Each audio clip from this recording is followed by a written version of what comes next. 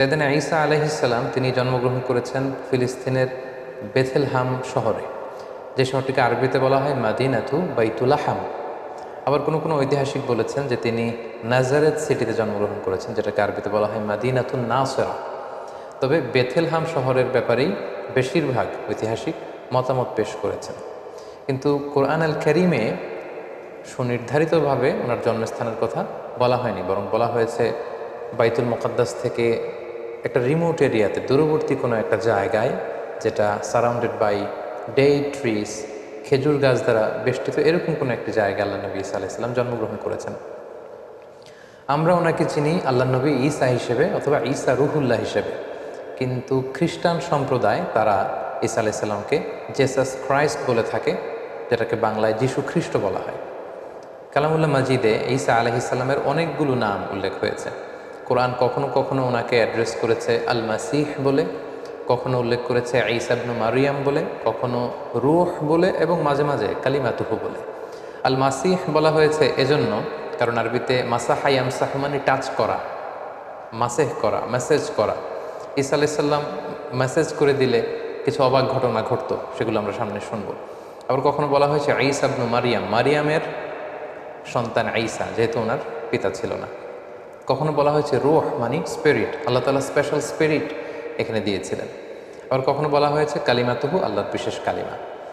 তিনি পৃথিবীতে পিতা ছাড়া জন্মগ্রহণ করেছেন। আমরা জানি যে সাধারণত আমাদের প্রত্যেকের মা আছে, বাবা আছে, বাবা এবং মায়ের মাধ্যমে আমরা পৃথিবীতে এসেছি, কিন্তু তিনি পৃথিবীতে একমাত্র মানব যিনি শুধুমাত্র মায়ের গর্ভ থেকে এসেছেন, পিতার সংস্পর্শ ছাড়া। ওনার পিতা ছিল না, এবং তিনি বনী ইসরায়েলের সর্বশেষ নবী, এবং ওনার প্রতি আল্লাহ তাআলা ইনজিল কিতাব নাজিল করেছেন। আমরা জানি যে প্রসিদ্ধ 4টি আসমানি কিতাব রয়েছে, এর মধ্যে ইনজিল হচ্ছে অন্যতম। তাওরাত, জাবুর, ইনজিল এবং কোরআন।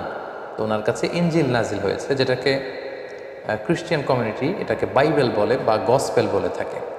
এবং তিনি হচ্ছে 5জন উলুল আজমে মিনার রসুল আছে, যারা দৃঢ় প্রত্যয়ী, খুবই দৃঢ় প্রত্যয়ের অধিকারী 5জন নবী, তাদের মধ্যে থেকে তিনি একজন। তারা হচ্ছেন নূহ আলাইহিস সালাম, ইব্রাহিম আলাইহিস সালাম, মূসা আলাইহিস সালাম, এবং এই ঈসা আলাইহিস সালাম, এবং আমাদের প্রিয় নবী মুহাম্মদ রাসূলুল্লাহ সাল্লাল্লাহু আলাইহি ওয়াসাল্লাম। এবং তিনি একমাত্র নবী যিনি এখনও ইন্তেকাল করেননি, তিনি এখনও বেঁচে আছেন। আল্লাহ তাআলা বিশেষ কুদরতে ওনাকে আকাশে তুলে নিয়েছেন। তিনি একটা সময় শেষে, শেষ জামানায়, কিয়ামতের অদ্যাবধি পূর্বে, আগ মুহূর্তে পৃথিবীতে আসবেন। ইমাম মাহাদির নেতৃত্বে তিনি গোটা বিশ্বে সাম্য, শান্তি, ভালোবাসা, ইসলাম এটা প্রতিষ্ঠা করবেন, এবং স্বাভাবিকভাবে অন্যান্য নবীদের মতো তিনি পৃথিবীতে ইন্তেকাল করবেন। তার মায়ের নাম ছিল মারিয়াম, আমরা জেনেছি, এবং আমাদের প্রফেট সিরিজের জাকারিয়া আলাইহিস সালামের পর্বে আমরা মোটামুটি মারিয়াম আলাইহিস সালামের ঘটনার ব্যাপারে আলোচনা করেছিলাম। আল্লাহ তাআলা মারিয়াম আলাইহিস সালামকে গোটা বিশ্বের নারীকুলের মধ্য থেকে স্পেশালি তিনি চুজ করেছেন, তিনি তাকে পিউরিফাই করেছেন, তাকে সিলেক্ট করেছেন। এবং মারিয়াম আলাইহিস সালামের নামে কোরআনের স্বতন্ত্র একটি সূরা এসেছে। আমরা জানি কোরআনে 114টি সূরা, এর মধ্যে একজন নারীর নামে কোরআনে একটি সূরা ডেডিকেট করা হয়েছে, আর সেটা হচ্ছে সূরাতুল মারিয়াম, সেটা ঈসা আলাইহিস সালামের মায়ের নামে সূরা। কোরআনে আল্লাহ পাক তাকে সিদ্দিকা বলেছেন, সত্যবাদী নারী, এবং তিনি কুমারী হয়েও সন্তান জন্মদান করেছেন। এবং সাইয়েদনা মারিয়াম আলাইহিস সালাম এবং তার সন্তান আল্লাহ নবী ঈসা আলাইহিস সালামকে আল্লাহ তাআলা শয়তানের দুষ্ট খোঁচা থেকে হেফাজত করেছেন। কারণ ঈসা আলাইহিস সালামের নানি হান্না বিনতে ফাখুজ স্পেশালি আল্লাহ তাআলার কাছ থেকে দোয়া করে এটা চেয়ে নিয়েছিলেন। কোনো নিউবর্ন বেবি যখন পৃথিবীতে আসে, শয়তান তাকে খোঁচা দেয়, তখন বাচ্চাটা ওয়া ওয়া করে কেঁদে ওঠে। এটা ঘটেনি শুধু মারিয়াম আলাইহিস সালামের ক্ষেত্রে এবং আল্লাহ নবী ঈসা আলাইহিস সালামের ক্ষেত্রে। সম্মানিত সুধী, আল্লাহ নবী ঈসা আলাইহিস সালামের জন্মটাই একটা মিরাকেল, তার জন্মটাই একটা মুআজিজা। কারণ আমরা পৃথিবীতে বাবা মায়ের মাধ্যমে এই দুনিয়ার বুকে এসেছি, কিন্তু আল্লাহ নবী ঈসা আলাইহিস সালাম পিতা ছাড়া কেবলমাত্র মায়ের মাধ্যমে দুনিয়াতে এসেছেন। কিভাবে তিনি এসেছেন, তার জন্মের ঘটনাটা কেমন ছিল, বিস্তারিতভাবে আল্লাহ তাআলা সূরা মারিয়ামে উল্লেখ করেছেন। আমরা সরাসরি কোরআনে ফিরে যাই, তাহলে আমরা বুঝতে পারবো যে কোরআন আমাদেরকে কি জানাচ্ছে। সূরা মারিয়ামে আল্লাহ তাআলা ইরশাদ করেছেন, ওয়াজকুর ফিল কিতাবি মারইয়ামা ইয ইনতাবাদাত মিন আহলিহা মাকানান শারকিয়্যা। মানে হে নবী, আমাদের রাসূলকে আল্লাহ তাআলা উদ্দেশ্য করে বলছেন, হে নবী, আপনি এই কোরআনে মারিয়ামের কথা উল্লেখ করুন, যে পূর্ব দিকে, তার ফ্যামিলি থেকে পূর্ব দিকে কোনো একটা জায়গায় গিয়েছিল। ফাত্তাখাযাত মিন দুনিহিম হিজাবান, সে হয়তো গোসলের কাজে বা ব্যক্তিগত কোনো কাজে হেজাব দিয়ে চারদিকে পর্দা টাঙিয়ে কোনো একটা কাজ করছিল। ফাআরসালনা ইলাইহা রূহানা, ঠিক ওই মুহূর্তে আমি জিবরাইল আলাইহিস সালামকে পাঠালাম। নির্জন একটা এলাকা, তিনি একাকী কাজ করছিলেন। হঠাৎ আল্লাহ তাআলা তার ফেরেশতা জিবরাইল আলাইহিস সালামকে পাঠালেন। ফাতামাসসালা লাহা বাশারান সাবিয়্যা, এবং জিবরাইল আলাইহিস সালাম মানুষের আকৃতিতে তার সামনে যে উপস্থিত হলো। মারিয়াম আলাইহিস সালাম দেখে ভয় পেয়ে গেলেন। কলা, তিনি বললেন, ইন্নী আউযু বির-রহমানি মিনকা ইন কুনতা তাকিয়া, অর্থাৎ আমি তোমার ব্যাপারে আল্লাহর কাছে পানাহ চাই যদি তুমি আল্লাহকে ভয় করো। সাবধান, তুমি আমার সামনে এসো না, তুমি পুরুষ মানুষ, তুমি এখানে কি করছো, এখানে কেন এসেছো? কলা, সাইয়েদনা জিবরাইল আলাইহিস সালাম বললেন, ইন্নামা আনা রাসূলু রাব্বিকি লিআহাবা লাকি গুলামান যাকিয়া, অর্থাৎ মারিয়াম ভয় নেই, আমি সাধারণ মানুষ নই, আমি আল্লাহর ফেরেশতা, আল্লাহর পাঠানো অ্যাঞ্জেল, ফেরেশতা। আমি এসেছি তোমাকে একটা গোলামান জাকিয়া, পবিত্র সন্তান গিফট করবার জন্য। একথা শুনে তো মারিয়াম আলাইহিস সালাম আতকে উঠলেন। তিনি বললেন, ক্বালাত আন্না ইয়াকুনু লি গোলাম, আমার কি করে সন্তান হবে? ওয়ালাম ইয়ামসাসনি বাশার, কোনো মানুষ তো আমাকে, কোনো পুরুষ তো আমাকে স্পর্শ করেনি। সন্তান হতে হলে তো আগে বিয়ে করতে হবে, নারী পুরুষের দৈহিক মিলন হতে হবে, পৃথিবীর যেই ন্যাচারাল সিস্টেম, এবং সেই পদ্ধতিতে একটা সার্টেন পিরিয়ড শেষে আমার হয়তো সন্তান হবে। তো আমি তো বিয়েই করিনি, আমি তো কুমারী, এবং কোনো পুরুষ আমাকে কখনো স্পর্শ করেনি। আর ওয়ালাম আকু বাগিয়া, আমি তো ব্যভিচারিণীও নই, আমি তো এমন নষ্টা ভ্রষ্টা নারী নই যে আমি পরপুরুষের সাথে কোনো ধরনের ব্যভিচারে লিপ্ত হয়েছে কিংবা অপকর্ম করেছি, ফলে তার মাধ্যমে আমার সন্তান, আমার গর্ভে সন্তান আসবে, এটা তো সম্ভব নয়, কিভাবে হবে? কলা, জিবরাইল আলাইহিস সালাম বললেন, কাযালিকি, এমনিই হবে। কলা রব্বুকি হুয়া আলাইয়া হাইয়ান, তোমার রব আমাকে এই বলে পাঠিয়ে দিয়েছে যে এটা আমার পক্ষে সম্ভব, আমি আল্লাহ তাআলা চাইলেই এই মিরাকেল ঘটাতে পারি। বলি নাজা আলাহু আয়াতান লিন্নাস, আল্লাহ তাআলা বলেন যে এটা আমি করতে চাই যাতে করে তার সন্তানকে গোটা বিশ্বের জন্য আমি একটা নিদর্শন করে রাখতে পারি। ও রাহমাতাম মিন্না, আমার পক্ষ থেকে রহমত স্বরূপ। ওয়া কানা আমরাম মাকদিয়া, আর মারিয়াম তুমি বিচলিত হয়ে লাভ নেই, এটা ডিসাইডেড, আল্লাহ তাআলার সিদ্ধান্ত হয়ে গিয়েছে। আমরাম মাকদিয়া, জাস্ট এখন এটা প্লে হবে, আল্লাহ তাআলা ডিসাইড করেছেন এমনটা ঘটাবেন এবং এমনটা ঘটবে। ফাহামালাতহু ফান্তাবাযাত বিহি মাকানান কসিয়া, এবং মুহূর্তের মধ্যেই সাইয়েদনা মারিয়াম আলাইহিস সালাম তিনি প্রেগনেন্ট হয়ে গেলেন। মুহাসসিরিন ইকরাম বলেছেন যে জিবরাইল আলাইহিস সালাম একটা ফু দিলেন, সেটা মারিয়াম আলাইহিস সালামের জামার পকেটের ভেতর দিয়ে মারিয়াম আলাইহিস সালামের গর্ভের ভেতরে টাচ করলো, এবং এটা ছিল একটা special spirit, breathed into it, Allah তাআলা স্পেশাল একটা রুহের ফুৎকার দিয়েছেন, এবং সেই রুহের ফুৎকার যখন মারিয়াম আলাইহিস সালামের গর্ভে চলে গেল, তিনি প্রেগনেন্ট হয়ে গেলেন। সুবহানাল্লাহি ওয়া বিহামদিহি। ফান্তাবাযাত বিহি মাকানান কসিয়া, তিনি লজ্জায় এলাকার কোনো লোকের সামনে যাতে না পড়ে যান, তিনি দূরবর্তী একটা স্থানে গেলেন, এবং সেই স্থানটাই বর্তমানে বেথেলহাম সিটি নামে পরিচিত, আরবিতে যেটাকে বলা হয় মাদিনাতু বাইতুল লাহাম, কারণ তিনি লজ্জা অনুভব করছিলেন। এবং ঈসা আলাইহিস সালামের জন্মটা যেহেতু মিরাকেল, ওনার এই প্রেগনেন্সি পিরিয়ডটাও মিরাকেল। সাধারণত বেবি যখন কেউ কনসিভ করে কোনো নারী, তার 9 মাস 10 মাস একটা সময়, সার্টেন পিরিয়ড অফ টাইম তাকে এই প্রেগনেন্সি পিরিয়ডকে পার করতে হয়, তখন তার বেবি ডেলিভারি হয়। কিন্তু যেহেতু এটা ছিল আল্লাহর মিরাকেল, মুহূর্তেই তিনি গর্ভবতী হয়েছেন। একজন 9 মাসের পরিপূর্ণ প্রেগনেন্ট পিরিয়ডকে পার করেছে একজন নারীর দেহাবয়ব যেমন, দেখতে যেমন, দূর থেকে দেখলেই বোঝা যায় যে তিনি গর্ভধারিণী। মারিয়াম আলাইহিস সালামের অবস্থাটা মুহূর্তের মধ্যে আল্লাহ তাআলার এই মিরাকেলে, এই মুআজিজার মাধ্যমে এরকম হয়ে গেল। তিনি আতঙ্কিত হলেন, তিনি ভয় পেলেন, অন্য কারো সামনে যাতে তিনি পরে লজ্জিত হতে না হয়, তিনি এলাকা ছেড়ে মাকানান কসিয়া, সেই বেথেলহাম সিটিতে চলে গেলেন, এবং সেখানে খেজুর বেষ্টিত একটা এলাকা ছিল।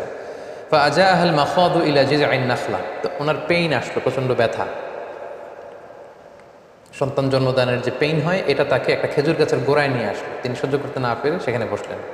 ক্বালাত ইয়া লাইতানি মিত্তু ক্বাবলা হাযা, এবং নিজে নিজের সাথে কথা বলতে লাগলেন যে হায় রে, আজকের এই সিচুয়েশন ফেস করার আগে আমি যদি মারা যেতে পারতাম কতই না ভালো হতো, আমি যদি মরে যেতে পারতাম।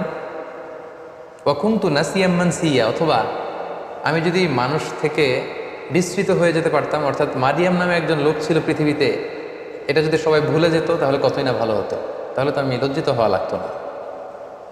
ফানাদাহা মিন তাহতিহা আল্লা তাহজানি, অর্থাৎ বোঝা গেল যে এরকম পরিস্থিতির মধ্য দিয়ে তিনি গর্ভপাত করলেন, ডেলিভারি হলো, আল্লাহর মিরাকেল মুআজিজা ঈসা আলাইহিস সালাম পৃথিবীতে আসলেন।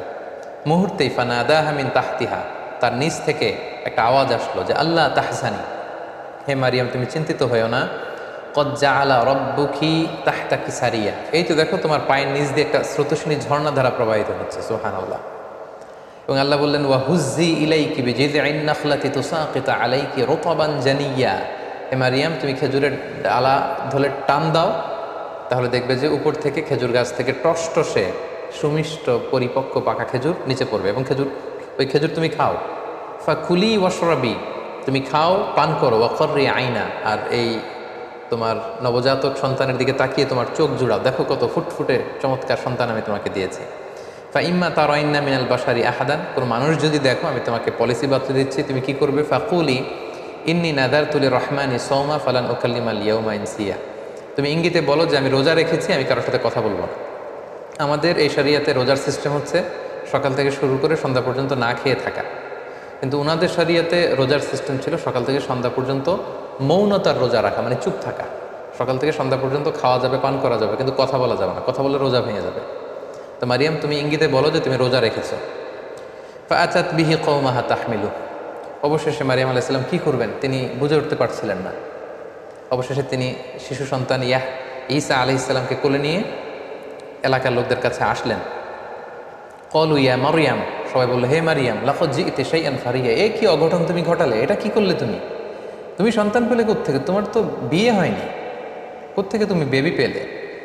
ইয়া উখতা হারুন মা কানা আবুকি ইমরাআ সাউইন ওয়া মা কানাত উম্মুকি বাগিয়া, তোমার বাবা তো ভালো লোক ছিল, তোমার মাও তো ব্যভিচারিণী ছিল না, তুমি এই কাজ কেমন করে করলে? মারিয়াম, তোমার মা ছোটবেলা তোমাকে বাইতুল মুকদ্দাসে রেখেছে, আমরা ভেবেছি তুমি কত ভালো মেয়ে হবে, বাইতুল মুকদ্দাসের তুমি সেবা করো, তোমাকে ভালো মেয়ে মনে করেছিলাম, তুমি কি করে এমন কাজটা করলে?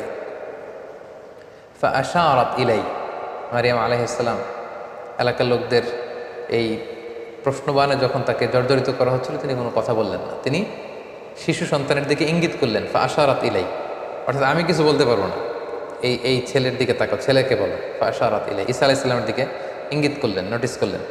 ক্বালু, তারা রেগে গিয়ে বলল কাইফা নুকাল্লিমু মান কানা ফিল মাহদি সাবিয়া, হে মারিয়াম তুমি কি আমাদের সাথে ঠাট্টা করছো? এই দোলনায় থাকা বা তোমার কোলে থাকা শিশুর সাথে আমরা কীভাবে কথা বলবো? কেন তুমি এই কাজ করলে? ঠিক ওই মুহূর্তে একটা যুগান্তকারী ভাষণ দিয়েছিলেন সাইয়েদনা ঈসা আলাইহিস সালাম। মায়ের পবিত্রতা বর্ণনা করেছিলেন, নিজের পরিচয় পেশ করেছিলেন। ছোট্ট দুধের শিশু মায়ের কুল থেকে আঙ্গুল তুলে বললেন ইন্নী আব্দুল্লাহ আতানিয়াল কিতাব ওয়া জাআলানি নাবিয়্যা। সবাইকে অবাক করে দিয়ে এই দুধের শিশু কথা বলতে আরম্ভ করলো। তিনি বললেন যে আমি আল্লাহর গোলাম। আতানিয়াল কিতাব ওয়া জাআলানি নাবিয়্যা, আল্লাহ তাআলা আমাকে কিতাব দিয়েছেন, তিনি আমাকে নবী বানিয়েছেন। ওয়াজআলানি মুবারাকান আইনামা কুনতু ওয়া আওসানি বিসসালাতি ওয়াজ যাকাতি মা দুমতু হাইয়া, তিনি আমাকে বরকতময় করেছেন। আল্লাহ তাআলা আমাকে সালাতের আদেশ দিয়েছেন, আল্লাহ তাআলা আমাকে যাকাতের আদেশ দিয়েছেন। ওয়া বাররাম বিওয়ালিদাতি, আমার মায়ের প্রতি অনুগত বানিয়েছেন। ওয়ালাম ইয়াজআলনি জাব্বারান শাকিয়া, আল্লাহ আমাকে হতভাগা বানাননি। ওয়াসসালামু আলাইয়া ইয়াউমা উলিদতু ওয়া ইয়াউমা আমুতু ওয়া ইয়াউমা উবআসু হাইয়া, আমার জন্মের দিন, আমার মৃত্যুর দিন, আবার কিয়ামতের দিন আমি যখন আবার পুনরুত্থিত হব, সেদিন পর্যন্ত আমার প্রতি সালাম। এভাবে সবিস্তরে আল্লাহ তাআলা সূরাত মারিয়ামে সাইয়েদনা ঈসা আলাইহিস সালামের জন্মের যে স্টোরিটা, এটা তিনি উল্লেখ করেছেন। এবং মারিয়াম আলাইহিস সালামের সামনে দাঁড়ানো, এতক্ষণ তার সাথে তর্ক বিতর্কে লিপ্ত বনী ইসরায়েলের সমস্ত পাদ্রীরা, সমস্ত লোকেরা তারা অবাক হয়ে গেল। গোটা বিশ্বে এমন তো কখনো ঘটেনি যে মায়ের কোলে থাকা ছোট্ট দুধের শিশু, কিছুক্ষণ আগে যে ছেলে জন্মগ্রহণ করেছে, সে কীভাবে প্রাপ্তবয়স্ক লোকদের মতো কথা বলে। এবং সাইয়েদনা ঈসা আলাইহিস সালাম সেদিন নিজের পরিচয় দিয়েছিলেন, তার মা যে ব্যভিচারিণী নন সেটাও তিনি প্রমাণ করেছিলেন। সম্মানিত সুধী, ঠিক এভাবে আল্লাহ তাআলা ঈসা আলাইহিস সালামের জন্মের বৃত্তান্ত সূরা মারিয়ামে উল্লেখ করেছেন। এবং ঈসা আলাইহিস সালামের এই অলৌকিক জন্মের কারণে পুরো খ্রিস্ট সমাজ কিন্তু তাকে আল্লাহ সন্তান বলে অভিহিত করে। নাউজুবিল্লাহ, তারা বলে যে Jesus Christ is the son of god, যে যীশু খ্রিস্ট সে হচ্ছে আল্লাহ তাআলার সন্তান। এবং এই কথাটার প্রতিবাদ করে দ্ব্যর্থহীন ভাষায় আল্লাহ তাআলা সূরা আলে ইমরানে তিনি বলছেন যে ইন্না মাসালা ঈসা ইনদাল্লাহি কামাসালি আদম খলাকাহু মিন তুরাব সুম্মা ক্বালা লাহু কুন ফায়াকুন, অর্থাৎ খ্রিস্ট সমাজের কি হলো, তারা কেন ঈসা আলাইহিস সালামকে, ঈসাকে আমার সন্তান বলে? তার অলৌকিক জন্মের কারণে তারা কেন তাকে আমার সন্তান বানায়? আল্লাহ তাআলা এখানে প্রশ্ন ছুড়ে দিলেন যে ঈসার জন্ম বা ঈসার দৃষ্টান্ত তো আল্লাহ তালার কাছে আদম আলাইসাল্লামের মতো। অর্থাৎ কেমন যেন আল্লাহ তালা বুঝাতে চাইলেন যে ঈসাকে যদি আমার সন্তান বলো তাহলে আদমকে বলো না কেন? আদমের ব্যাপারটা তো আরও আশ্চর্যজনক। ঈসার জন্মটা যদি তোমাদের কাছে অবাক লাগে যে পৃথিবীতে বাবা মা দুজনের মাধ্যমে সন্তান আসে, তো ঈসাকে আমি পাঠিয়েছি বাবা ছাড়া শুধু মায়ের মাধ্যমে, এজন্য তোমরা অবাক হয়ে, তো তোমরা আশ্চর্য হয়ে তাকে আমার সন্তান বলছো, তাহলে আদমের ব্যাপারে তোমরা বলো না কেন? আদমের তো বাবাও নেই মাও নেই। সো আল্লাহ তাআলা সূরা আলে ইমরানের এই আয়াতটির মধ্য দিয়ে গোটা খ্রিস্ট সমাজকে তিনি ক্রিটিসাইজ করেছেন। সম্মানিত শুধু ঈসা আলাইহিস সালাম পৃথিবীতে আসলেন, তিনি বড় হতে লাগলেন এবং আমরা বুঝতে পেরেছি যে মায়ের কোলে থেকেই তিনি নবী। এটা কিন্তু একটা ইউনিকনেস সাইয়েদনা ঈসা আলাইহিস সালামের। সাধারণত অন্যান্য নবীরা 40 বছর বয়সে যখন উপনীত হয় তখন আল্লাহ তাআলা তাদেরকে নবুয়ত দিয়ে থাকেন, কিন্তু ঈসা আলাইহিস সালাম এক্সেপশনাল। তিনি মায়ের কোলে থেকে আল্লাহ তাআলার পক্ষ থেকে এই প্রফেটহুড তিনি লাভ করেছেন। সো আল্লাহ তাআলা তার প্রতি ইনজিল কিতাব নাজিল করেছেন এবং যাই নাজিল হতো সেটা তিনি বনি ইসরাইলের লোকদের কাছে পৌঁছে দিতেন। তিনি কি দাওয়াত দিতেন? আমরা যদি কালামুল্লাহ মাজিদের দিকে একটু খেয়াল করি তাহলে দেখব যে সাইয়েদনা ঈসা আলাইহিস সালাম তিনি তাওহীদের দাওয়াত দিয়েছেন, এক আল্লাহর দাওয়াত দিয়েছেন, আখিরাতের দাওয়াত দিয়েছেন, রিসালাতের দাওয়াত দিয়েছেন। যেমন সূরা মারিয়ামে আল্লাহ তাআলা বলছেন যে ঈসা আলাইহিস সালাম তাদেরকে বলেছিলেন যে ওয়া ইন্নাল্লাহা রাব্বি ওয়া রাব্বুকুম, অর্থাৎ হে বনি ইসরাইলের লোকেরা, নিশ্চয় আল্লাহ তাআলা তিনি আমারও রব ওয়া রাব্বুকুম, তোমাদেরও রব, ফা'বুদুহ, তোমরা এক আল্লাহর ইবাদত করো, হাদা সিরাতুম মুস্তাকিম, এবং এটাই সিরাতে মুস্তাকিম, এটাই সোজা রাস্তা। তাহলে তিনি কিন্তু এক আল্লাহর ইবাদতের প্রতি বনি ইসরাইলকে দাওয়াত দিয়েছিলেন। সূরা আলে ইমরানে একটি আয়াতে পাওয়া যায় যে সাইয়েদনা ঈসা আলাইহিস সালাম তিনি বলেছেন ওয়া জিতুকুম বিআয়াতিন মির রাব্বিকুম, অর্থাৎ হে আমার কওমের লোকেরা, আমি আমার রবের পক্ষ থেকে তোমাদের কাছে নিদর্শন নিয়ে এসেছি, সাইন নিয়ে এসেছি, মিরাকেল নিয়ে এসেছি, ফাত্তাকুল্লাহ, তাই তোমরা আল্লাহকে ভয় করো, ওয়া আতিউন, আর রাসূল হিসেবে আমার আনুগত্য করো। তাহলে সম্মানিত শুধু এই দুটি আয়াত থেকে আমরা বুঝলাম যে তিনি যে রাসূল এটার কথা তিনি সুস্পষ্টভাবে বলেছেন, এবং তার কাছে আল্লাহর যে বাণী আসে এগুলো যাতে তারা নিরঙ্কুশভাবে মেনে নেয় সেটার আদেশ তিনি করেছেন, এবং আল্লাহ তাআলা তিনি যে এক এবং একক সেটার দাওয়াত তিনি দিয়েছেন। এবং অন্য একটি আয়াতে আমরা দেখতে পাই যে সাইয়েদনা ঈসা আলাইহিস সালাম তিনি রাসূলুল্লাহ সাল্লাল্লাহু আলাইহি ওয়াসাল্লাম যে তারপরে নবী হয়ে আসবেন সেটা সুসংবাদ দিয়েছেন। আল্লাহ তাআলা বলছেন ওয়া ইয ক্বালা ঈসা ইবনু মারইয়াম, যখন মারিয়ামের কন্যা ঈসা বলল, ইয়া বানি ইসরাঈল, হে বানি ইসরাঈল, ইন্নী রাসূলুল্লাহি ইলাইকুম, আমি তোমাদের প্রতি আল্লাহ রাসূল হয়ে প্রেরিত হয়েছি, মুসাদ্দিকাল লিমা বাইনা ইয়াদাইয়া মিনাত তাওরাত, আমার আগে যে কিতাব এসেছিল তাওরাত, আমার ভাই মুসার প্রতি আমি সেটাকে টেস্টিফাই করছি, সেটার কনফার্মেশন আমি দিচ্ছি। আমি শুধু ইনজিলের ধারক বাহক হয়েই বসে থাকিনি, বরং আমার আগের কিতাবগুলোকে আমি সত্যায়ন করছি। পাশাপাশি ওয়া মুবাশশিরাম বিরাসূল, আমি একজন রাসূলের ব্যাপারে তোমাদেরকে গ্ল্যাড টাইডিংস দিতে এসেছি, যে ব্যাপারে পৃথিবীর সব নবীরা গ্ল্যাড টাইডিংস দিয়েছেন। সাইয়েদনা আদম আলাইহিস সালাম থেকে শুরু করে ঈসা আলাইহিস সালাম পর্যন্ত যত নবী পৃথিবীতে এসেছেন তারা প্রত্যেকে তাদের উম্মতের কাছে বলেছিলেন যে সর্বশেষে একজন নবী আসবে যার নাম হবে আহমদ, যিনি গোটা বিশ্বের নবীকুলদের সর্দার হবেন, যিনি হবেন সর্বশ্রেষ্ঠ রাসূল। এবং সেটার সর্বশেষ সুসংবাদটা সাইয়েদনা ঈসা আলাইহিস সালামের মাধ্যমে আল্লাহ তাআলা পাঠিয়েছেন, কারণ ওনার পরপরই আল্লাহ রাসূল সাল্লাল্লাহু আলাইহি ওয়াসাল্লাম পৃথিবীতে এসেছেন। তো তিনি বলেছেন ওয়া মুবাশশিরাম বিরাসূল, হে বনি ইসরাঈল, আমি তোমাদেরকে একজন রাসূলের সুসংবাদ দিচ্ছি, ইয়াতি মিন বাদি, উইল কাম আফটার মি, আমার পরপরই সে আসবে, ইসমুহু আহমদ, আর তার নাম হবে আহমদ। আমরা জানি যে আল্লাহ রাসূল সাল্লাল্লাহু আলাইহি ওয়াসাল্লামের অনেকগুলো নাম ছিল, চমৎকার চমৎকার নাম। এর মধ্যে উল্লেখযোগ্য দুটি নাম হচ্ছে, একটি হচ্ছে মুহাম্মদ আর একটি হচ্ছে আহমদ সাল্লাল্লাহু আলাইহি ওয়াসাল্লাম। ফালাম্মা জাআহুম বিল বাইয়িনাত, এরপর নবুয়তির প্রমাণ হিসেবে বনি ইসরাইলের লোকদের কাছে আল্লাহ নবী ঈসা আলাইহিস সালাম যখন বাইয়িনাত নিয়ে আসলেন, অর্থাৎ মুআজিজা নিয়ে আসলেন, ক্বালু হাযা সিহরুম মুবিন, তারা বলল এগুলো জাদু, হে ঈসা তুমি তো জাদুকর, তুমি অনেক বড় ম্যাজিশিয়ান, তোমার এই কথা আমরা বিশ্বাস করি না। এবং সম্মানিত শুধু আমরা তো সাইয়েদনা আদম থেকে শুরু করে অনেক নবীর ঘটনা স্টোরি আমরা শুনেছি আমাদের এই প্রফেট সিরিজে। আমরা প্রায় দেখেছি যে নবীরা যখন মুআজিজা নিয়ে আসতো এটাকে এলাকার লোকেরা জাদু বলে উড়িয়ে দিত। তো এখন আমরা জানবো যে সাইয়েদনা ঈসা আলাইহিস সালামকে আল্লাহ তাআলা কি কি মুআজিজা দিয়েছিলেন। সম্মানিত শুধু আপনারা শুনলে অবাক হবেন যে তিনি এমন কিছু অনন্য মুআজিজা তার এলাকাবাসীদেরকে দেখিয়েছিলেন যেটা দেখে লোকজন অবাক হয়ে গিয়েছিল। তার একটি মুআজিজা ছিল, তিনি মাটি দিয়ে পাখি বানাতেন, পাখি বানিয়ে সে পাখিতে মাটির পাখিতে ফু দিলে সেই পাখি জীবন্ত হয়ে উড়ে চলে যেত। আন্নি আখলুকু লাকুম মিনাত তিন কাহাইয়াতিত তৈরি ফাআনফুখু ফি, ফু দিতেন ফায়াকুনু তায়রাম বিইذনিল্লাহ। আল্লাহর আদেশে মাটি দিয়ে কাদা দিয়ে বানানো পাখি জীবন্ত পাখি হয়ে উড়ে চলে যেত। সুবহানাল্লাহ। তারপর ওয়া উবরিউল আকমাহা, কোনো অন্ধ রোগী, রাতকানা দিনকানা দৃষ্টি প্রতিবন্ধী কোনো লোকের চোখে যখন আল্লাহ নবী ঈসা আলাইহিস সালাম হাত বুলিয়ে দিতেন, মুহূর্তে লোকটা দৃষ্টিশক্তি ফিরে পেত। এজন্য ওনাকে বলা হতো মাসিহ। ওনার টাচ, এই টাচের স্পর্শের মধ্যে একটা আলাদা বারাকা ছিল। ওয়াল আবরাসা, ধবল রোগী, শ্বেত রোগী, কুষ্ঠ রোগী, যাদের স্কিন ডিজিজ আছে, তাদের গায়ে হাত বুলিয়ে দিলে মুহূর্তে ওই অসুস্থ ব্যক্তি সুস্থ হয়ে যেত। ওয়া ওহিল মাউথা বিইذনিল্লাহ, মৃত লাশের সামনে দাঁড়িয়ে যখন ঈসা আলাইহিস সালাম বলতেন কুম বিইذনিল্লাহ, দাঁড়াও, মুহূর্তে মৃত লাশ জীবিত হয়ে দাঁড়িয়ে যেত। ওয়া উনাব্বিউকুম বিমা তাআকুলুন, এবং লোকদের সাথে দেখা হলে উনি বলতে পারতেন যে কে কি খেয়ে এসেছে বাসা থেকে। উনি বলতেন তুমি এটা দিয়ে ব্রেকফাস্ট করে এসেছো, তুমি এটা দিয়ে লাঞ্চ করে এসেছো, তুমি রাতে এটা খেয়ে এসেছো। লোকজন অবাক হয়ে যেত ওনার কথা শুনে। ওয়ামা তাদাখিরুনা ফি বুয়ুতিকুম, এবং তিনি বলে দিতে পারতেন কার ঘরে কি আছে, কে কার সিন্ধুকে কি জমা রেখেছে, গোপন হিডেন ট্রেজারের ভিতরে কোথায় কি আছে উনি সব বলে দিতেন। এগুলো শুনে লোকজন অবাক হয়ে যেত, এবং যাদের হেদায়েত নসিবে ছিল তারা ঈমান এনেছিল। সামনে শুধু এগুলো ছিল আল্লাহ নবী ঈসা আলাইহিস সালামের প্রতি আল্লাহ তাআলার প্রেরিত বিশেষ কিছু মিরাকেল, মুজিজা। এবং আমরা জানি নবীদেরকে নবুয়তের প্রমাণ হিসেবে আল্লাহ মুজিজা দিয়ে থাকেন, এবং যে সময়ে যে জিনিসের প্রচার প্রসার ওই এলাকায় প্রসিদ্ধি বেশি, আল্লাহ ওই মুজিজা দিয়েছেন। যেমন রাসূল সাল্লাল্লাহু আলাইহি ওয়াসাল্লামের সময়ে আরবি সাহিত্যের খুব উৎকর্ষতা সাধিত হয়েছিল, ফলে কোরআনকে আল্লাহ এমন উন্নত মানের লিটারেচার করে, সাহিত্য মানে সমৃদ্ধ করে আল্লাহ পাঠিয়েছেন, ফলে আরবের বড় বড় সাহিত্যিকরা অবাক হয়েছে যে লাইসা হাযা মিন কালামিল বাশার, কোনো মানুষের কথা এটা হতে পারে না, তারা স্বীকার করেছে। মূসা আলাইহিস সালামের সময় জাদুবিদ্যার প্রসার ছিল, ফলে মূসা আলাইহিস সালামকে এমন লাঠি দিয়েছেন, এটা দিয়ে এটা সাপ হয়ে যেত, এটা সাগরে রাখলে রাস্তা হয়ে যেত। লোকজন অবাক হয়ে গিয়েছে।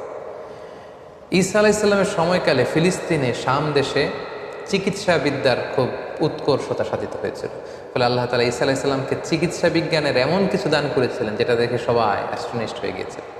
কেউ ধবল রোগী, শ্বেত রোগী, কুষ্ঠ রোগীকে ভালো করতে পারে না, উনি টাচ করলে ভালো হয়ে যায়। রাত কানা দিন কানা, অন্ধ, প্রতিবন্ধী, দৃষ্টি প্রতিবন্ধী লোক ভালো হয় না, উনি টাচ করে দিলে ভালো হয়ে যায়। মৃত লাশকে তিনি জীবিত করে ফেলেন, মাটি দিয়ে বানানো পাখিকে ফু দিলে জীবিত হয়ে যায়। আল্লাহ তাআলা এগুলো এজন্যই দান করেছেন যাতে এগুলো দেখে লোকজন বুঝতে পারে যে তিনি সাধারণ কোনো মানুষ নন, তিনি আল্লাহর পাঠানো প্রেরিত রাসূল। তো সাইয়েদনা ঈসা আলাইহিস সালামের এই মুজিজার মাধ্যমে মানুষকে দাওয়াত দিতে লাগলেন, এবং ওনার প্রতি নাজিল হওয়া ইনজিল কিতাবের দাওয়াত তিনি দিতে লাগলেন। কিন্তু আমরা জানি যখনই নবীরা কোনো এলাকায় দাওয়াতি কাজ করেছে, তাদের পথটা কণ্টকাকীর্ণ ছিল, কুসুমাস্তীর্ণ ছিল না। তাদের বিরোধিতা করা হতো, তাদের বিরুদ্ধে ষড়যন্ত্র করা হতো, এগুলো মানুষ গ্রহণ করতে চাইতো না। এবং ঈসা আলাইহিস সালামের ক্ষেত্রেও তাই হয়েছে। যখন ঈসা আলাইহিস সালামের কথা লোকজন মানতে আরম্ভ করলো, শুনতে আরম্ভ করলো, তারও বিরোধিতা শুরু হলো। এবং দেখা গেল যে স্বল্প আয়ের যে মানুষগুলো, কৃষক শ্রেণী, জেলে পাড়ার লোকজন, ধোপা যারা আছে, এই সমাজের নিম্ন শ্রেণীর লোকজন আল্লাহ নবী ঈসা আলাইহিস সালামের ফলোয়ার হতে লাগলো। তারা ইনজিল কিতাবের সুমহান বাণী শুনে ঈমান এনে তারা ঈসা আলাইহিস সালামের অনুসারী হয়ে গেল। এবং ঈসা আলাইহিস সালামের খুব কাছের কিছু লোক ছিল, তাদেরকে তিনি হাওয়ারি বলতেন। ঈসা আলাইহিস সালামের সাথীদেরকে বলা হয় হাওয়ারি, আর আমাদের প্রিয় নবী মুহাম্মদ রাসূলুল্লাহ সাল্লাল্লাহু আলাইহি সাল্লামের সাথীদেরকে বলা হয় সাহাবী। তার দল যখন ভারী হতে লাগলো, সত্যের বাণী যখন ঈসা আলাইহিস সালাম প্রচার করতে লাগলেন, তার বিরোধিতাও কিন্তু বনী ইসরায়েলের মধ্যে ঠিক বাড়তে লাগলো। কোনোভাবে ঈসা আলাইহিস সালামকে তারা দমাতে পারছে না, কোনো ষড়যন্ত্রের কাজে আসছে না। তখন তারা ঈসা আলাইহিস সালামের বিরুদ্ধে রটাতে শুরু করলো যে তার মা ছিল জিনাকারিনী, ব্যভিচার করেছে, ফলে বাবা ছাড়া ঈসা পৃথিবীতে এসেছে, তার কথা কেউ শোনো না। এই কথা সবাই রটাতে লাগলো। ঈসা আলাইহিস সালাম মনে খুব ব্যথা পেলেন, তারপরও তিনি তার মনোবল তিনি হারালেন না, তিনি দাওয়াতি কাজ চালিয়ে যেতে লাগলেন। সব শেষে তারা সাইয়েদনা ঈসা আলাইহিস সালামের ব্যাপারে ধর্ম অবমাননার অভিযোগ দিল। সুবহানাল্লাহ। যুগে যুগে আমরা দেখেছি যে যারাই ধর্মের প্রচারক তাদেরকেই ধর্ম অবমাননার অভিযোগ দেওয়া হয়। সাইয়েদনা ঈসা আলাইহিস সালামের ক্ষেত্রে সেটাই ঘটেছে। যিনি আল্লাহর নবী, যিনি ইনজিল কিতাব নিয়ে এসেছেন, যিনি মানুষকে ধর্ম শিখাচ্ছেন, হোয়াট ইজ রিলিজন, তিনি শিখাচ্ছেন, তাকে ধর্ম অবমাননার অভিযোগ দেয়া হলো। কি বলা হলো? বনি ইসরায়েলরা রটাতে শুরু করলো যে তিনি তাওরাতের বিরুদ্ধে কথা বলছেন, এটা একটা ব্লাসফেমি, তাকে শাস্তি দেয়া হোক, তার শিরচ্ছেদ করা হোক, তাকে শুলে চড়ানো হোক। এভাবে তারা আল্লাহ নবী ঈসা আলাইহিস সালামের ব্যাপারে ধর্ম অবমাননার অভিযোগ দিলেন যে সে তাওরাত পরিবর্তন করে সে ইনজিল নামে নতুন এক কিতাবের আবির্ভাব ঘটিয়েছে। এবং এই কথা তারা তৎকালীন সময়ের যে অত্যাচারী রাজা কিং হেরোডের কাছে তারা পৌঁছালো, এবং তারা সবাই মিলে চক্রান্ত করে সর্বশেষে তাকে হত্যার ষড়যন্ত্র করল। বনি ইসরায়েলের লোকেরা সাইয়েদনা ঈসা আলাইহিস সালামকে হত্যা করার জন্য চড়াও হলো, এবং তাদের ভাষ্যমতে তারা ঈসা আলাইহিস সালামকে হত্যা করেছে। কিন্তু কালামুল্লাহ মাজিদে পবিত্র কোরআন আল কারীম আল্লাহ তাআলা বলেছেন, না, তোমরা আমার নবী ঈসাকে স্পর্শ করতে পারোনি, তাকে আমি উঠিয়ে নিয়েছি। আল্লাহু আকবার। ঘটনাটা কেমন ছিল? ওনার মৃত্যুর ব্যাপারে নির্ভরযোগ্য দুটি বর্ণনা পাওয়া যায়। একটি বর্ণনা হচ্ছে সাইয়েদনা ঈসা আলাইহিস সালাম সহ তার অনুসারীদেরকে 4000 ইহুদি এসে ঘিরে ফেলল, একটি ঘরে তাদেরকে আবদ্ধ করা হলো। আল্লাহ নবী ঈসা আলাইহিস সালাম বললেন, আমার অনুসারীদের মধ্য থেকে কে আছো আমার জন্য জীবন দিবে? একজন দাঁড়ালো। নবী ঈসা আলাইহিস সালাম তাকে তার পাগড়ি পরিয়ে দিলেন, তার জামা খুলে পরিয়ে দিলেন, বললেন যাও। সেই লোক আল্লাহর নামে সামনে আগালো এবং তার চেহারাকে আল্লাহ ঈসা আলাইহিস সালামের চেহারা করে দিলেন। ইহুদিরা যখন তাকে পেল সবাই মনে করলো এইটাই ঈসা, তারা তাকে হত্যা করলো। আর মুহূর্তে আল্লাহ তাআলা ঈসা আলাইহিস সালামকে আকাশে তুলে নিলেন, রাফাআহুল্লাহু ইলাইহি। ফলে ইহুদিদের মতে তারা ঈসা আলাইহিস সালামকে হত্যা করেছে, আসলে হত্যা করতে পারেনি। ঐতিহাসিকভাবে দ্বিতীয় যে বর্ণনাটি পাওয়া যায় সেটা হচ্ছে তারা ঈসা আলাইহিস সালামকে হত্যার ষড়যন্ত্র করে তাকে ধাওয়া করলো। আল্লাহ নবী ঈসা আলাইহিস সালাম একটি ঘরে আবদ্ধ হলেন, তারা চারদিকে ঘিরে রাখলো নবী ঈসা আলাইহিস সালামকে হত্যার জন্য। ঈসা আলাইহিস সালামও বেরোন না, তারা নবীকে হত্যাও করতে পারে না। সবশেষে তারা তাদের মধ্যে থেকে সবচেয়ে পাপী পাষণ্ড এক লোককে অ্যাসাইন করলো যে যাও তুমি যে দেখো তো ঈসা কি করে ভিতরে। তাদের এই লোককে তারা ভেতরে পাঠালো, এই ঘরের ভেতরে দেয়াল টপকিয়ে। মুহূর্তের মধ্যে আল্লাহ তাআলা ঈসা আলাইহিস সালামকে আকাশে তুলে নিলেন এবং তাদের লোকটাকে ঈসা আলাইহিস সালামের চেহারায় রূপান্তরিত করে দিলেন, তার ফেসটাকে আল্লাহ তাআলা ঈসার চেহারা বানিয়ে দিলেন। ঈসা আলাইহিস সালামকে আকাশে তুলে নিলেন। এখন দীর্ঘ সময় হয়ে যায়, তাদের লোকটাও ফিরে না। তারা ভাবলো ঘটনা কি হয়েছে আমাদের পাঠানো লোকটার? দেখি তো ভিতরে দেখেই তো ঈসা দাঁড়িয়ে আছে।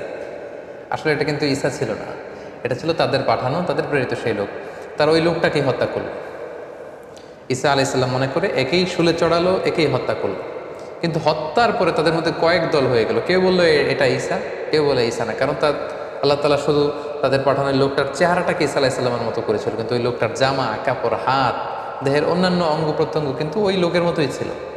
ফলে তারা শঙ্কায় পড়ে, একটা সংশয়ে পড়ে গেল যে আসলেই কি আমরা হত্যা করেছি। এ ব্যাপারে আল্লাহ তাআলা খুব সুস্পষ্ট সূরাতুন নিসার ভেতরে উল্লেখ করেছেন যে ওয়াকাউলিহিম, ইহুদিরা বলে থাকে ইন্না কাতালনাল মাসীহ ঈসা ইবনে মারইয়াম, আমরা মারিয়ামের সন্তান ঈসাকে হত্যা করেছি, এটা তারা ক্লেইম করে থাকে। কিন্তু আল্লাহ বলেন ওয়ামা কাতালু, তারা আমার নবী ঈসাকে হত্যা করতে পারেনি। ওয়ামা সলাবু, তাকে শুলেও চড়াতে পারেনি। ওয়ালাকিন শুব্বিহা লাহুম, এই পুরো বিষয়টাই তাদের কাছে অস্পষ্ট আমি করে দিয়েছি। আমি আল্লাহ এমন এক মেকানিজম এখানে ঘটিয়ে দিয়েছে, এমন ঘটনা ঘটিয়ে দিয়েছে যার ফলে পুরো ইহুদি সমাজ তারা এখানে সন্দেহে পড়ে গিয়েছে। আল্লাহ বলেন ওয়ামা কাতালুহু ইয়াকিনা, তারা আমার নবী নিশ্চিতভাবে ঈসাকে হত্যা করতে পারেনি। বাল রাফাআহুল্লাহু ইলাইহি, আল্লাহ তাআলা বলেন যে আমি আমার নিজের কাছে আমার নবী ঈসাকে উঠিয়ে নিয়েছি। সম্মানিত শুধু এই হচ্ছে ঈসা আলাইহিস সালামের এই পৃথিবীতে ওনার জীবদ্দশায় সর্বশেষ ঘটনা। কোরআন আমাদেরকে এটা কনফার্ম করেছে যে ইহুদিরা তাকে হত্যাও করতে পারেনি, ক্রুশেও চড়াতে পারেনি, বরং আল্লাহ তাআলা ঈসা আলাইহিস সালামকে উঠিয়ে নিয়েছেন। এবং প্রিয় নবী মুহাম্মদ রাসূলুল্লাহ সাল্লাল্লাহু আলাইহি ওয়াসাল্লাম আমাদেরকে জানিয়েছেন যে ঈসা আলাইহিস সালাম তিনি ইন্তেকাল করেননি, তিনি একমাত্র নবী যিনি জীবিত আছেন, তিনি আকাশে আছেন এবং শেষ জামানায় তিনি পৃথিবীতে আবার নেমে আসবেন। সহিহ মুসলিমের একটা বর্ণনায় জানা যায় আল্লাহর হাবিব সাল্লাল্লাহু আলাইহি ওয়াসাল্লাম বলেন যে অবশ্যই কিয়ামতের আগে এমন একটা সময় আসবে যখন ঈসা আলাইহিস সালাম আসবেন কিভাবে হাকামান মুকসিতা, তিনি ন্যায়পরায়ণ শাসক হয়ে আবির্ভূত হবেন। ফায়াকসুরুস সলিব, তিনি যত ক্রুশ, ইংরেজিতে যেটাকে ক্রস বলে, খ্রিস্টানদের একটা রিলিজিয়াস আইকনিক ব্যাপার, এই যত ক্রুশ আছে এই ক্রুশকে তিনি ভেঙে ফেলবেন। ওয়ায়াকুতুল খিনজির, তিনি শূকর হত্যা করবেন। ওয়াদাউল জিজিয়া, জিজিয়া ট্যাক্সের সিস্টেম তিনি উঠাবেন। ওয়াফিদুল মাল, গোটা বিশ্বে সম্পদের তারল্য ছড়িয়ে পড়বে, গোটা বিশ্বে তিনি সাম্য, শান্তি, ভ্রাতৃত্ব, ইসলামকে তিনি প্রতিষ্ঠা করবেন। এবং সহিহ মুসলিমের আরেকটি বর্ণনায় নওয়াস ইবনে সামআনের রাদিয়াল্লাহু তাআলা আনহুর বর্ণিত হাদিস, যেখানে রাসূল ইসলাম দাজ্জালকে নিয়ে বিস্তর আলোচনা করেছেন, সেখানে তিনি বলেছেন যে এই দাজ্জাল যখন পৃথিবীতে ফিতনা ছড়াবে ঠিক তখনই আল্লাহ নবী ঈসা আলাইহিস সালাম এই পৃথিবীতে আগমন করবেন। কোথায়? দামেস্কের, সিরিয়ার রাজধানী দামেস্কের একটা মসজিদে তিনি আসবেন। আমরা জানি যে দামেস্ক শহর এখনও আছে, ইংরেজিতে ড্যামাস্কাস বলে।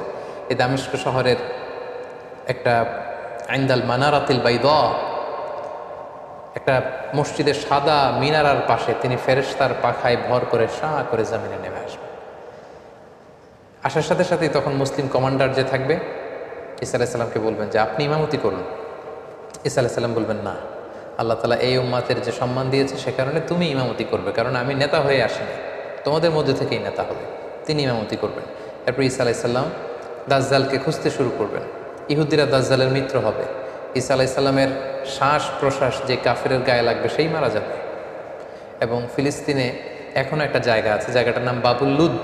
হাদিসে এই শব্দটাই বলা হয়েছে, বাবুল লুদ, এবং এখনও ওই জায়গাটা বাবুল লুদ নামেই পরিচিত। ঠিক ওই জায়গায় আল্লাহ নবী ঈসা আলাইহিস সালাম দাজ্জালকে হত্যা করবেন। ইয়াজুজ মাজুজ আসবে, তিনি তুর পাহাড়ে চলে যাবেন মুসলিমদেরকে নিয়ে। ইয়াজুজ মাজুজের অত্যাচার থেকে পরিত্রাণের জন্য দোয়া করবেন, তারাও চলে যাবে। এরপরে ঈসা আলাইহিস সালাম গোটা বিশ্বে ইসলামকে পৌঁছে দিবেন। পৃথিবীর এমন কোনো ঘর, এমন কোনো দেশ, এমন কোনো জনপদ থাকবে না যেখানে আল্লাহর নাম উচ্চারিত হবে না। গোটা বিশ্বের সবাই মুসলিম হয়ে যাবে। এরপর ঈসা আলাইহিস সালাম স্বাভাবিকভাবেই অন্যান্য নবীদের মতো এই পৃথিবীতে ইন্তেকাল করবেন। সম্মানিত শুধু এই হচ্ছে আল্লাহ নবী ঈসা আলাইহিস সালামের জীবনী। এ পর্যায়ে আমরা ওনার জীবনী থেকে কিছু লাইফ লেসন বের করবার চেষ্টা করব, আমাদের জীবনের সাথে কানেক্ট করবার চেষ্টা করব। ওনার জীবনী থেকে কি শিক্ষা আমরা পাই? প্রথম যে শিক্ষাটা আমরা পাই সেটা হচ্ছে আল্লাহ তাআলার জন্য কোনো কিছুই অসম্ভব নয়। আমরা জানি যে বাবা মায়ের মাধ্যমে পৃথিবীতে সন্তান আসে, কিন্তু ঈসা আলাইহিস সালাম বাবা ছাড়া মায়ের গর্ভে তিনি এসেছেন এবং মায়ের মাধ্যমে পৃথিবীতে তিনি জন্ম লাভ করেছেন। এবং আল্লাহ তাআলা এই যে এস্টাবলিশড ল অফ নেচার, এটাকে তিনি ব্রেক করে দিয়েছেন। এবং আল্লাহ তাআলা চাইলে এটা পারেন। বাবা ছাড়া পৃথিবীতে তিনি আল্লাহ নবী ঈসা আলাইহিস সালামকে পাঠিয়েছেন। এটা থেকে আমরা বুঝলাম যে আল্লাহর কাছে কোনো কিছু অসম্ভব নয়। নাথিং ইজ ইম্পসিবল টু আল্লাহ। সব কিছু সম্ভব, তিনি চাইলে সব করতে পারেন। এটা আমরা জানতে পারলাম। 2 নম্বর যে শিক্ষাটা আমরা পাই সেটা হচ্ছে গর্ভবতী নারী যারা আছে বা বাচ্চা ডেলিভারি দেওয়ার পরে তাদের জন্য খেজুর কিন্তু একটা উপাদেয় খাবার হতে পারে, যেটা আমরা মারিয়াম আলাইহিস সালামের ক্ষেত্রে দেখেছি।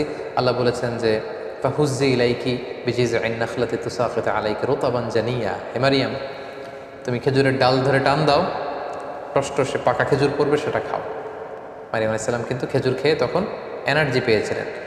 সো গর্ভবতী নারী কিংবা সন্তান জন্মদানের পরে একজন মায়ের জন্য খেজুর একটা চমৎকার খাবার হতে পারে, কারণ এটার মধ্যে ভিটামিন B6 আছে, এটার মধ্যে কপার আছে, এটার মধ্যে অনেক ধরনের উপাদান আছে। বিশেষ করে খেজুর হচ্ছে ফুল অফ ফাইবার সমৃদ্ধ একটা খাবার, যেটা আপনার এনার্জিকে বুস্ট করবে। সো গর্ভবতী এবং সন্তান জন্মদানের পরে নারীদের জন্য খেজুর একটা চমৎকার খাবার, যেটা কোরআনিক গাইডেন্স থেকে আমরা পাই। 3 নম্বর যে ব্যাপারটি আমরা জানতে পারি যে মারিয়াম আলাইহিস সালামের সন্তান জন্মদানটা এমন একটা সময় হয়েছিল যখন খেজুর পেকে পেকে পড়ে। কোরআনের আয়াত থেকে বোঝা যায় যে হে মারিয়াম তুমি খেজুরের ডাল ধরে টান দাও, খেজুর পড়বে। এবং আমরা জানি খেজুর পাকে হচ্ছে গ্রীষ্মকালে। কিন্তু আমরা যদি বর্তমান খ্রিস্টান কমিউনিটির এক্সমাস ডে, যেটাকে ওরা বলে ক্রিসমাস ডে, মেরি ক্রিসমাস বা ক্রিসমাস ডে তারা পালন করে থাকে প্রচণ্ড শীতে, অর্থাৎ 25শে ডিসেম্বর। সো ঐতিহাসিকভাবেই কিন্তু এখানে একটা there is a big question in this celebration, যে আসলেই শীতকালে কি আল্লাহ নবী ঈসা আলাইহিস সালামের জন্ম হয়েছিল কিনা। কোরআন কিন্তু আমাদেরকে জানিয়েছে যে ঈসা আলাইহিস সালামের যখন জন্ম হয়েছিল সেটা ছিল সামার সিজন, অর্থাৎ গ্রীষ্মকাল। কিন্তু খ্রিস্ট সমাজ এই ক্রিসমাস পালন করে থাকে 25শে ডিসেম্বর, প্রচণ্ড শীতের সময়। এর আদৌ কোনো ভিত্তি আছে কিনা, there is a question here. আমরা এখানে কোয়েশ্চেন মার্ক রেখেই সামনে চলে যেতে চাই। আমরা 4 নম্বরে যেটা সাইয়েদনা ঈসা আলাইহিস সালামের জীবনী থেকে শিখলাম সেটা হচ্ছে আল্লাহর নবীরা নিজেকে নবী বলে পরিচয় দেওয়ার আগে তারা নিজেদেরকে আব্দুল্লাহ বা আল্লাহর বান্দা বলে পরিচয় দিতে বেশি স্বাচ্ছন্দ্য বোধ করতেন। যার প্রমাণ আল্লাহ নবী ঈসা আলাইহিস সালাম মায়ের কোলে সর্বপ্রথম নিজের পরিচয় দিয়েছেন এই বলে যে ইন্নী আব্দুল্লাহ, আমি আল্লাহর গোলাম।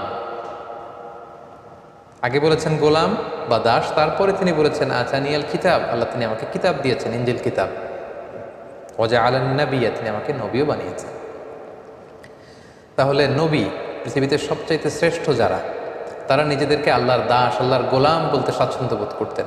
এবং আল্লাহ রাসূল সাল্লাল্লাহু আলাইহি ওয়াসাল্লাম তিনিও নিজেকে সবসময় আব্দুল্লাহ বা আল্লাহর গোলাম বলে পরিচয় দিতেন। সো আমরা অহংকার করার কোনো সুযোগ কোনো বিশ্বাসী নেই, বরং বিশ্বাসীরা সবসময় নিজেদেরকে দাস হিসেবে পরিচয় দেয়। আমরা সবাই হচ্ছি কুল্লুনা ইবাদুল্লাহ, আমরা আল্লাহর গোলাম।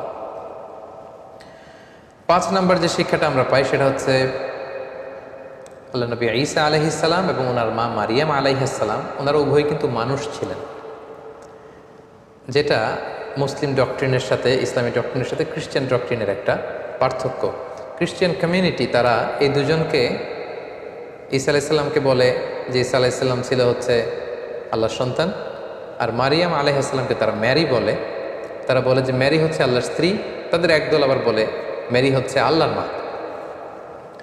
সো কোরআন কিন্তু দ্ব্যর্থহীন কণ্ঠে ঘোষণা করেছে যে তারা উভয়ই মানুষ ছিলেন। ঈসা আলাইহিসসালাম তিনি আল্লাহর বান্দা ছিলেন, মানুষ ছিলেন, মারিয়াম মানুষ ছিলেন। কিন্তু খ্রিস্ট সম্প্রদায় একটা স্পেশাল আইডিওলজিতে তারা বিশ্বাস করে, যেটাকে তারা বলে তৃত্ববাদ, ট্রিনিটি। এবং কোরআন এই ট্রিনিটিকে সুস্পষ্টভাবে নাকচ করেছে। যেমন সূরাতুল মায়েদাতে আমরা দেখি আল্লাহ তাআলা বলছেন মাল মাসিহু ইবনু মারইয়ামা ইল্লা রাসূল, মারিয়ামের সন্তান ঈসা রাসূল ছাড়া কিছু ছিল না, তিনি একজন রাসূল। কদ খালাত মিন ক্বাবলিহির রুসুল, তার আগে অনেক রাসূল অতিবাহিত হয়েছে, তাদের ধারাবাহিকতায় তিনিও একজন রাসূল। ও উম্মুহু সিদ্দীকা, আর ঈসার মা মারিয়াম সে সত্যবাদী একজন নারী।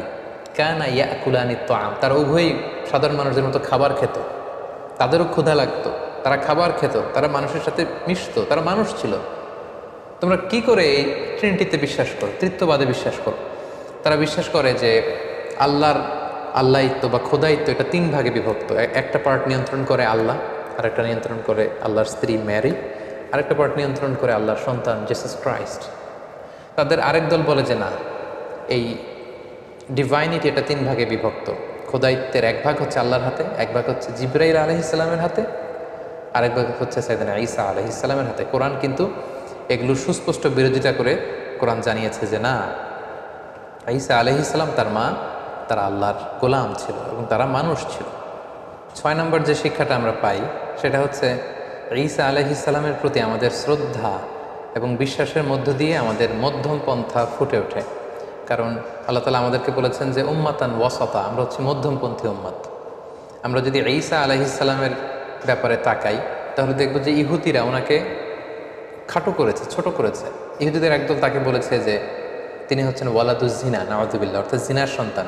মারিয়াম জিনা করেছে, সে জিনার ফসল হচ্ছে ঈসা। ইহুদিরা এইভাবে তাকে অপদস্থ করেছে, ছোট করেছে। আর যদি খ্রিস্টান সম্প্রদায়ের দিকে তাকাই তাহলে দেখবো যে তাকে উঠাতে উঠাতে আল্লাহর চেয়ারে নিয়ে বসেছে, নাউযুবিল্লাহ। মানে 2 দলই হচ্ছে মার্জিনালাইজ করেছে। ইহুদিরা তাকে খাটো করে বলেছে তিনি জারদ সন্তান, নাউযুবিল্লাহ। আর খ্রিস্টান সম্প্রদায় যারা এখনও তাকে Jesus Christ the son of god বলে, গডের সন্তান বলে, তারা উঠাতে উঠাতে উঠাতে আল্লাহর আসনে আসীন করেছে। এই দিক থেকে ঈসা আলাইহিস সালামের প্রতি আমাদের যে শ্রদ্ধা, ভালোবাসা এবং আমাদের যে বিশ্বাস, এই বিশ্বাস দিয়েও কিন্তু প্রমাণিত হয় যে আমরা উম্মাতে মুহাম্মাদি, আমরা হচ্ছি উম্মাতান ওয়াসাতা, মধ্যমপন্থী উম্মত, মডারেট। অর্থাৎ আমরা ঈসা আলাইহিস সালামের ব্যাপারে বলি যে আব্দুল্লাহি ওয়া রাসূলুহু, তিনি আল্লাহর গোলাম এবং আল্লাহর রাসূল। আমরা যখন তাকে গোলাম বলি, আল্লাহর দাস বলি, তখন এটা খ্রিস্টানদের রেসপন্স হয়। কারণ খ্রিস্টানরা উঠাতে উঠাতে ওনাকে আল্লাহর পর্যায়ে নিয়েছে। আমরা বলি না উনি আব্দুল্লাহ, আল্লাহর গোলাম। আবার আমরা যখন বলি রসুলহু, তিনি আল্লাহর রসুল, তখন এটা জিউস কমিউনিটির জন্য আমাদের পক্ষ থেকে রেসপন্স হয় যে না, তোমরা যে বলছো ওয়ালাদুজ জিনা, জিনার সন্তান না, উনি জিনার সন্তান নয়, উনি হচ্ছেন আল্লাহর সম্মানিত রসুল। সো ওনার প্রতি আমাদের বিশ্বাস হচ্ছে উনি আব্দুল্লাহ ওয়া রাসূলু, তিনি আল্লাহর গোলাম, আল্লাহর দাস এবং আল্লাহর প্রেরিত রসুল। তার প্রতি ইনজিল কিতাব নাজিল হয়েছে, তার মার নামে আল্লাহ সরাসরি একটা কমপ্লিট সূরা কোরআনে ডেডিকেট করেছে। সো যদিও তিনি আমাদের নবী নন, তিনি খ্রিস্টানদের নবী, তারপরে ওনার প্রতি সঠিক বিশ্বাস এবং আকীদা আমরা কোরআনের মাধ্যমে পেয়েছি। তিনি হচ্ছেন আব্দুল্লাহ ওয়া রাসূলুহু। ঈসা আলাইহিস সালামের জীবনী থেকে সর্বশেষ এবং সবচেয়ে গুরুত্বপূর্ণ যে শিক্ষাটা আমরা পাই সেটা হচ্ছে শিরকের গুনাহ আল্লাহ তাআলা কখনো ক্ষমা করেন না। ইন্নাল্লাহা লা ইয়াগফিরু আন ইউশরাকা বিহি ওয়া ইয়াগফিরু মা দুনা যালিকা লিমান ইয়াশা। আল্লাহ শিরকের গুনাহ কখনো ক্ষমা করবেন না? সব ক্ষমা করে দিতে পারেন, তিনি শিরকের গুনাহ ক্ষমা করেন না, কারণ এটা জুলমুন আযীম, অনেক বড় পাপ। আল্লাহর আল্লাহিত্বের ভেতরে, খোদাইত্বের ভেতরে কাউকে বসানো, এটা আল্লাহ তাআলা কখনো বরদাস্ত করেন না, এটা আল্লাহর গায়রাতে লাগে। কিন্তু খ্রিস্টানরা সেটাই করেছে। ওয়াকালাতিন নাসারা, কোরআন বলছে ওয়াকালাতিন নাসারা, নাসারারা বলে মানে খ্রিস্টানরা বলে আল মাসীহ ইবনুল্লাহ, ঈসা মাসীহ উনি নাকি আল্লাহর সন্তান, নাউযুবিল্লাহ। এবং আল্লাহ বলেন লাকাদ কাফারাল্লাযীনা ক্বালু, তারা সুস্পষ্ট কুফরি করেছে যারা বলে ইন্নাল্লাহা সালিসু সালাসা, আল্লাহ তিনের একজন, মানে ট্রিনিটি বা তৃতীয়বাদে যারা বিশ্বাস করে তারা কুফরি করেছে।